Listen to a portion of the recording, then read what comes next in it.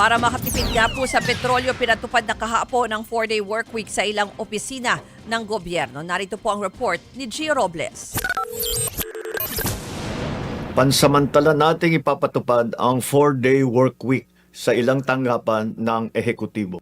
Ngayong araw sinimulan ang utos na yan ni Pangulong Bongbong Marcos. Layo nitong makatipid sa konsumo ng petrolyo ang mga tanggapan ng gobyerno. Lunes hanggang Huwebes na lang ang on-site work gaya sa Department of Education. Work from home naman ang mga empleyado tuwing Biyernes base sa DepEd Memorandum No. 18 na nilagdaan ni Education Secretary Sonny Angara. Maging sa lungsod ng Maynila, may flexible work arrangements din.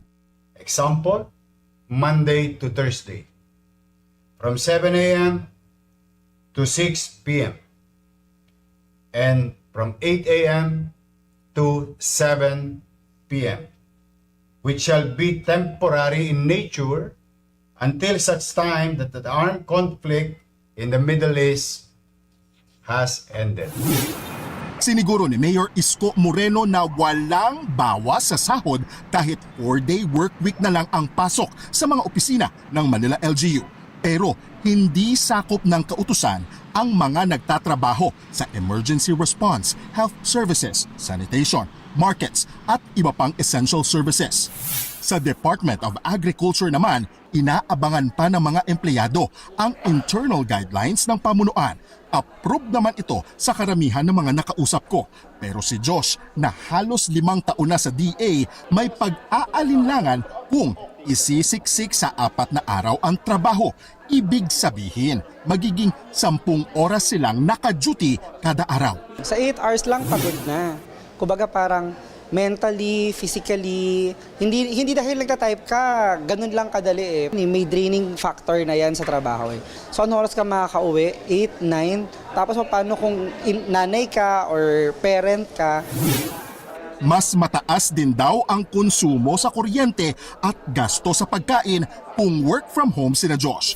Sa mga pribadong kumpanya naman, ayon sa Department of Labor and Employment, meron nang naka 4-day work week. Depende raw yan sa employer.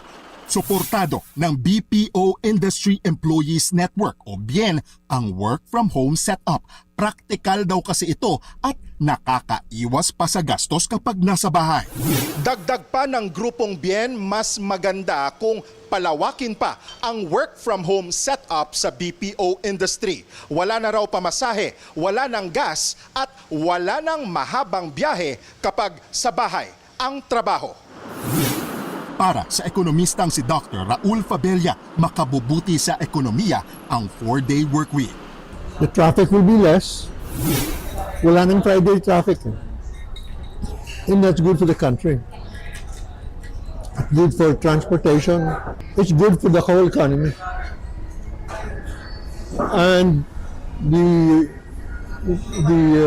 workers will, of course, be positively affected. And government will also be, government resources will positively be improved because there will be less, you have 1 day less.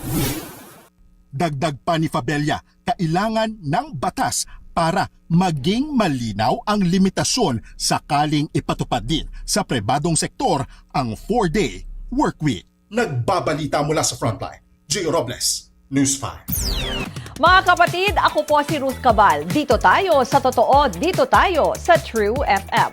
Mag-follow at mag-subscribe din po kayo sa aming social media accounts at True Network PH. Diyan po yan sa aming X na dating Twitter, sa FB, sa Instagram, sa YouTube, sa TikTok at sa mga podcast. At syempre, tutok din po kayo sa Signal True TV Channel 19.